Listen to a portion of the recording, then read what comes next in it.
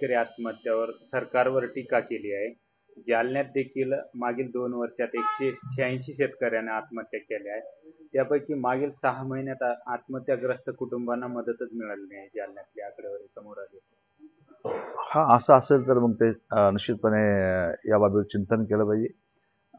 काय असतं लहान लहान बाबीवर थोडंसं लालफितीमध्ये आपण ज्याला जे लालफित म्हणतो ना, त्याच्यामुळं ते काही तांत्रिक बाबीवर काही गोष्टी अडकतात। वारसाचे काही भांडणं असतात।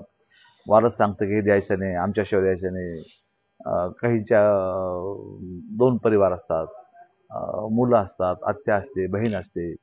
त्यामुळं काही तांत्रिक बाबीमध्ये मागं मी चौकशी केली होती, तर काही तांत्रिक बाबीमध्ये अडकलेले आहेत आणि काही मेडिकल सर्टिफिकेट हे ते बाकी या सर्व गोष्टीवर पोस्टमॉर्टम रिपोर्ट वगैरे वगैरे त्या तांत्रिक बाबी पूर्ण केल्यानंतर जे पात्र असतील त्या पात्र लोकांना निश्चितपणे मिळेल।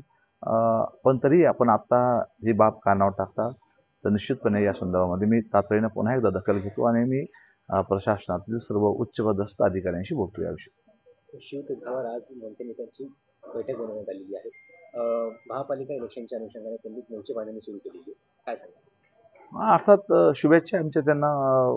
कोणालाही आपापला पक्ष वाढवण्याच्या संदर्भातला पूर्णपणे अधिकार लोकशाहीने दिलेला आहे। ते जर खरंच कामाला लागत असेल तर आनंद आहे मला, त्यांनी लागावं कामाला आणि आपलं सिद्ध करून दाखवावं। जालन्यात एक भूकंप होईल असा दावा केलाय गोऱ्यांनी। फुस आहे तो, काय भूकंप कसला आहे तो? फुस भूकंप येतो। मी त्याच्यावर बोलणार आहे सविस्तरपणे, पत्रकार परिषद घेऊन मी बोलेल। परंतु असे डरकाळे फोडणारे वाघ असे हमला करत नसतात। तो फुस वाघ आहे तो, काय विशेष नाही त्याचा।